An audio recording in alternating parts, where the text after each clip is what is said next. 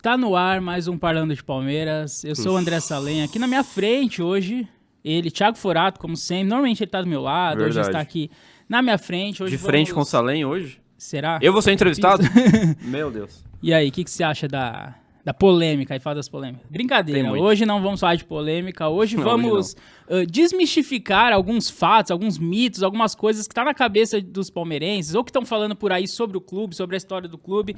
A gente vai... tem algumas coisas que não são verdades, então a gente precisa ser dita aqui as verdades. Vamos ver se a gente consegue desmistificar alguma coisa, mudar a tua opinião sobre alguma coisa que você tinha, algum conceito sobre o clube, né? Verdade. É isso? Ou pós-conceito errôneo. Exatamente. Uma primeira coisa que muita gente fala é que o Dudu, ele foi o grande reforço da era Crefisa, né? Da Crefisa, dessa parceria com a Crefisa. Mentira! Muita gente fala isso, mas é uma mentira, né? Muito. O Dudu, ele Isso foi é mentira. anunciado no Palmeiras dia 11 de janeiro. E o Palmeiras fechou com a Crefisa dia 22 de janeiro, 11 dias depois. Pô. Então, o Dudu já estava no clube, ele foi um reforço... Se não tivesse parceria com a Crefisa, o Dudu estaria no Palmeiras de qualquer jeito. Se o Palmeiras ia pagar, aí eu não sei quem que ia vir, se ia ter só o Dudu, eu não sei, mas o Paulo Nobre não é irresponsável. Fato é que o Dudu veio pré-Crefisa, então... Pré-Crefisa. Exatamente. Dias antes, mas veio. Exatamente. Ou seja, não dá pra contar com o dinheiro da Crefisa porque ele não existia ainda, né? Sim. Meio simples a equação de ser feita. Essa fake news é facilmente de ser derrubada por tratarem de fatos muito concretos. Qualquer pessoa pode buscar na internet e bater as datas, não há erro. Isso é realmente... Desmistificamos o número 1. Exatamente. O número 2 é uma coisa que a gente tá falando muito agora. Ai, meu Deus. A Leila Pereira não contrata, a Leila Pereira tem escorpião no bolso, cadê os investimentos, cadê os reforços? Valores assustam. Não contrata ninguém, mas não é bem assim, porque ela gastou. Ela gastou. Errado, mas gastou. Esse que é o ponto, gastou errado. A gente fez um levantamento aqui que gastou só em passe, sem contar os jogadores que vieram sem custo, que talvez o Palmeiras pagou luva, aumentou a folha salarial, então aumentou os custos pro clube, mas só em passe. O Palmeiras gastou 172 milhões de reais, aproximadamente, ali, porque os valores são em euros, dólares, mas aproximadamente 170 milhões de reais, isso em 2 anos. É muito dinheiro, né? Mas quem que foi isso? Então, porque pode? Então, aí, ó, o Murilo custou 15 milhões, o Atuesta 22 milhões. Isso tudo em reais, corretamente? Em reais. O Flaco Lopes, 50 milhões, o Merentiel, 8 milhões, o Tabata, 26 milhões, o Richard Hill, 6 milhões e o Arthur, 45 milhões, mas aproximadamente. Como assim? Que então, loucura é essa, meu O problema é que contratou errado. Mas contratou. Não dá pra falar que a Leila não investiu no elenco. Isso é meio que fake, assim, né? Não investiu como a gente queria, talvez, ou nas posições que a gente queria, ou com as peças que a gente queria. Trouxe reforços errados. Mas não dá pra falar que o Palmeiras economizou 2 anos, não. O Palmeiras gastou 170, quase 200 milhões ali de reais. É muita grana. É um dos clubes que mais gastou, acho que só atrás do Flamengo, provavelmente. É muito dinheiro. Isso fora os que vieram de graça, aumentou a folha salarial. Então, assim, é muito dinheiro que foi gasto na era Leila já, né? Sim. Então a gente pode falar não que a Leila não contrata, mas que ela faz contratações equivocadas ou gasta errado, sei lá. Bastante equivocadas. Não no momento que a gente queria, enfim, não veio reposição pro Danilo, enfim, né? A gente não vai discutir isso aqui, mas, enfim, ela gastou. Isso é um fato. Ela gastou. Sim. Outra coisa que todo mundo fala aí é que o Everton não pega pênalti, né? Isso a gente mesmo fala e não é bem uma verdade absoluta. Então é uma mentira, a gente tá propagando fake news, Estamos propagando fake news. Tem um levantamento aqui do Lance que ele fez depois do jogo contra o Boca Juniors, que o Palmeiras foi eliminado nos pênaltis, né? E ele faz uma matéria que o Palmeiras de novo é eliminado nos pênaltis, tudo mais. Nesse jogo, o Everton pega o pênalti do Cavani, que na minha opinião foi o mais importante, era o primeiro pênalti e era do principal jogador do Boca. E o Lance fala aqui que o Everton é o 4º maior pegador de pênaltis da história do Palmeiras quando se trata de pênalti defendido no tempo regulamentar. Como assim? Ele fica ao lado do Sérgio e atrás de Jailson, Praz e Marcos. Porém, em disputas de pênalti, ele já ultrapassou o Marcos, por exemplo, em aproveitamento. Proporcionalmente falando, correto? Sim. O Marcos defendeu 19% dos pênaltis e o Everton 20%. Desculpa. O Marcos pegou entre 19% e 20%. Não, o Everton entre 19 e 20 e o Marcos 18%. Então, o Marcos pegou 18 e o Everton entre 19 e 20 na disputa de pênalti. Entendi. E aí fala que ele também tem uma média melhor que a do Cássio, rival que joga no Corinthians, né? Que todo mundo fala. Pegar pênalti. Que é conhecido por pegar pênalti. O Cássio defendeu, em média, 17% dos pênaltis e o Everton 18%. Então... proporcionalmente não, e o Everton 19 ou 20, né, por cento. Então, ok. O Everton pega pênalti, assim, não dá pra falar. Eu sempre acho que o maior problema do Palmeiras são os batedores, porque sempre o Palmeiras perde 3, 4... Se o Palmeiras fizer todos, o Palmeiras passa. O Everton normalmente pega ali um, então assim... Se ele pegar 1, 2 ali no máximo, tá ok. É que a gente não tem a imagem do Everton defendendo e saindo como herói, igual o Marcos do Marcelinho, que ele pegou e saiu como herói. Isso pesa muito, a gente cara. não tem essa imagem na nossa cabeça. Mas por quê? Porque não existe. Mas porque os batedores perdem muito. Os batedores perdem 3, 4 pênaltis. O Everton vai ter que pegar 3, 4 pra ser herói. É muito difícil. Assim, é difícil. É que na época do Marcos, os batedores eram muito bons, né? A gente tinha Zinho, tinha Alex, tinha Arce, tinha Júnior Baiano, tinha Euler. Eram bons batedores de pênaltis. Hoje não. Hoje o melhor é o Veiga tá errando toda hora. Então, quer dizer, a gente tem problemas com batedores de pênalti, sim. O Everton, concordo, ele tá longe de ser o pior dos problemas em pênaltis. E depois disso ele pegou ainda o pênalti do Tiquinho, que foi muito importante. Então, assim, eu acho que... É claro, ele não é o melhor pegador. É que a gente não tem essa imagem clara que eu falei dele pegando e saindo como herói. Apesar de que eu não sei se você lembra, nas Olimpíadas ele defendeu o pênalti, que deu título pro Brasil também. Então, assim, eu acho que talvez é um equívoco a gente falar que o Everton não pega pênalti. Ele pega, então. Ele pega, assim, segundo lance. Pega mais que o Marcos também. Então. em média, sim. Meu Deus. Mas, enfim, talvez porque o Palmeiras vai mais pra disputa de pênalti, não sei se isso mas se é proporcional... Ok, é proporcional, mas é isso também, que o Palmeiras erra tantos pênaltis que o goleiro teria que provocar verdadeiros milagres. Nem o São Marcos, reencarnado no Everton, daria conta de dar conta do recado. Não tem como. Sim. Erra muito. Bom, outro mito aí que eu quero falar é que isso a Leila levantou essa discussão, né, na última coletiva que ela deu aí, que o Palmeiras de 2002 a 2014, a única alegria era não cair, era se permanecer na primeira divisão. Vamos desmentir. Ela falou mais ou menos assim, né? E o palmeirense tem meio isso em mente, né? A gente não lembra de comemorar título, que era uma época de triste, então a gente fala, pô, a gente só brigava pra não cair, só tinha bagre. O palmeirense tem muito isso. Sim. Quando fala desse período de 2002 a 2014, até os rivais a gente só lembra isso. dos bagres, Os rivais também falam isso sempre. Então, parece que o Palmeiras não existiu, mas não é bem assim, né? Existiu, então. Se você for ver, por exemplo, em 2004, e na época, a gente tem que contextualizar que pra Libertadores só ia os 4 primeiros, não era uma bagunça igual é hoje. Mas só rapidamente, começando pelo começo do século, em 2001, o Palmeiras chegou numa semifinal de Libertadores. Sim, também. Também. É que a Leila falou de 2002 a 2014, mas se for pegar o século, sim. Em 2001 a gente chegou numa semifinal de Libertadores. 2002 caiu, ok. Com o técnico Celso Roth, inclusive. Meu Deus. A gente tem que... Celso Roth, queremos você aqui, hein? Mas se você pegar, por exemplo, em 2004, o Palmeiras terminou em quarto. Foi G4. Brigou pelo título. Foi pra Libertadores. O pessoal fala do Grêmio que brigou pelo título brasileiro, depois de ter caído pra Série B, voltou esse ano, de 2023. Sim. O Palmeiras... subiu em 2013 e brigou pelo título brasileiro de 2004. Não talvez igual o Grêmio brigou em 2023, mas brigou, cara. O Wagner Love saiu lá no meio do campeonato por preço de banana que o Mustafa vendeu, mas o Palmeiras brigou sim pelo título do Campeonato Brasileiro de 2004. Em 2005 a gente pega G4 de novo, né? A gente de novo vai pra Libertadores, a gente não chegou a brigar pelo título. E eram só 4, hein? Sim. Era G4 mesmo. Aí você pula 2006 ali, que a gente brigou pra não cair, ok, mas 2007 a gente brigou pelo título também. 2006 eliminados nas oitavas da Libertadores pelo São Paulo, não foi? Foi os 2 anos eliminado pelo São Paulo. Aí, em 2007, a gente brigou pelo título também.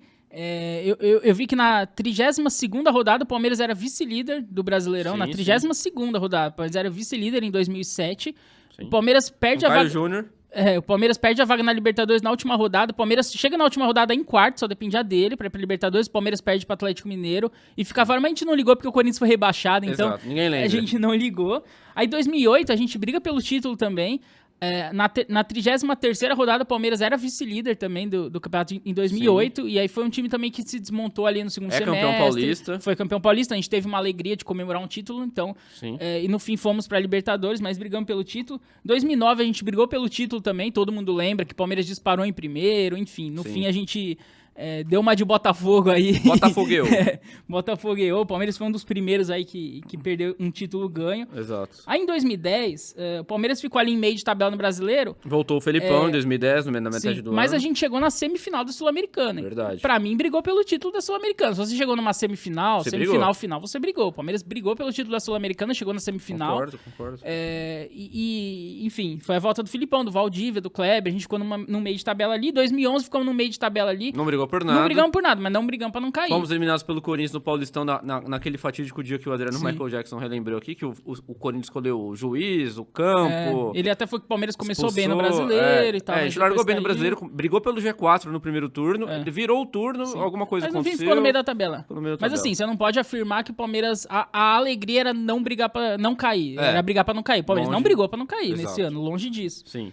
E aí, em 2012, a gente cai, ok, mas a gente é campeão da Copa do Brasil. Então a gente teve uma alegria. Não dá pra falar que a nossa única alegria era não brigar, era não cair, enfim. Sim. A gente foi campeão da Copa do Brasil em 2012. Então, assim, só que eu peguei a maioria dos anos, na real, o Palmeiras teve um certo protagonismo nesse sentido de estar na parte de cima da tabela, né? Então vamos recapitular o seguinte: a Leila, ela pegou o recorte de 2002 a 2014, correto? Sim. Então, recapitulando, 2002 a gente caiu, ok. 2013 jogou na Série B.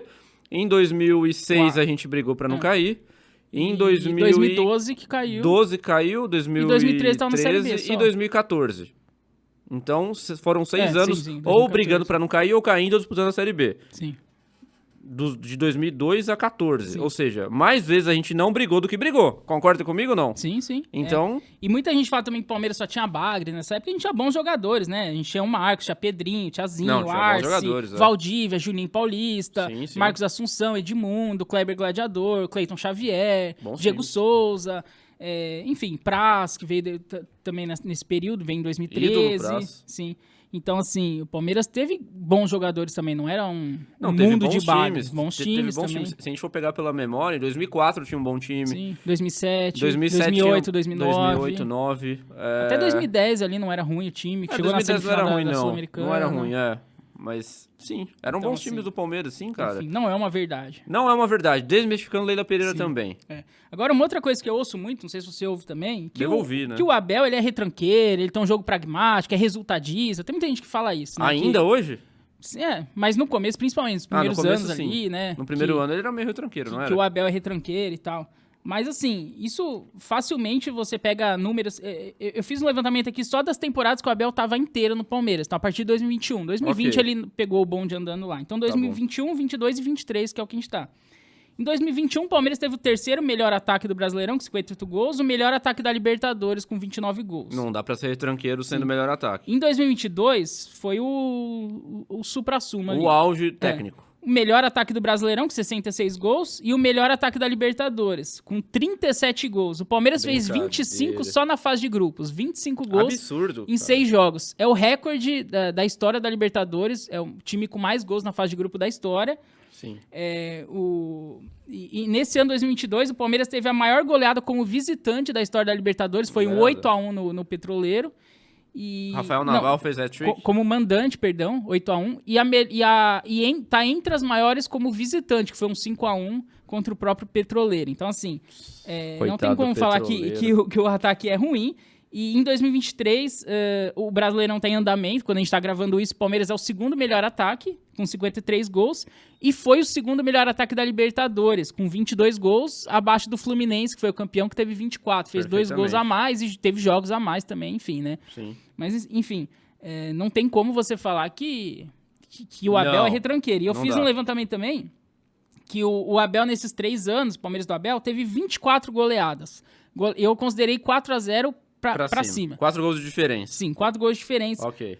Então, aliás, só um que eu não considerei, que foi o 4-2 contra o Atlético Goianiense, que eu pus aqui, que foi 2 gols de diferença, mas foi um jogo que o Palmeiras fez 4 gols em 5 minutos. Você lembra desse jogo? Né? O Palmeiras fez 4 gols. Quer dizer, isso mostra a força do ataque que o time tem. Mas são 24 goleadas em 3 anos, dá uma média de 8 goleadas por ano. Eu não lembro do Palmeiras, nem o Palmeiras estrelado ali de 2018, 2016, ali que tinha 3 times, tinha grandes jogadores. O Palmeiras meteu 8 goleadas por ano. Não dá, realmente. É muita goleada, né? E aqui você tem final de Paulista, Clássico. Jogos importantes. Libertadores, enfim, não foi só baba. Pra quem considera 3-0 goleada, a gente teria uma lista mais extensa até. Então, o Palmeiras, além desses 24 goleadas, foram mais 18 vezes que o Palmeiras ganhou de 3-0. Então, assim, é muito placar elástico que esse time do Abel teve. É um time que tem repertório, pelo menos tinha. Sim. Então não dá pra falar que é um time que o Abel é retranqueiro, que joga só de uma forma, é só bola parada. Ninguém goleia tanto só com bola parada. parada. Ninguém tem números tão altos ofensivos só com bola parada. Sim. Nos primeiros meses do Abel, posso até ficar quieto, porque era uma outra realidade. Tinha contexto pandêmico, não tinha tempo para treinar o time, eram jogos muito encavalados. O Palmeiras precisava ganhar, e foi ganhando, foi ganhando. Nem foi ele que montou o elenco também, ele não conhecia ninguém, tava chegando agora num outro país, não conhecia nada, não conhecia o adversário. Não dá. Então ele foi no automático ali, mas a partir de 2021, começou a dar mais a cara dele, o time começou a ter repertório ofensivo, ele teve mais tempo pra treinar ali, conhecer os jogadores, quem ele tinha na mão, as características de cada um. E aí a gente viu, principalmente em 2022, que ele já tava há mais de um ano no clube, o time jogava muito bem Foi ali, o auge mesmo do Palmeiras. Sim. Isso sim é academia. Exatamente. Então, acho que é isso, né? Sim.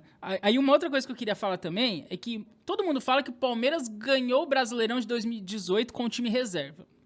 Eu já repeti isso algumas vezes. Eu também. Mas a gente não pode afirmar isso exatamente. Por quê? Porque o Palmeiras começou o campeonato com o time titular, aí quando a coisa funilou nas Copas, o Filipão de fato pôs time reserva, que o Palmeiras teve uma arrancada com o time reserva, isso é um fato.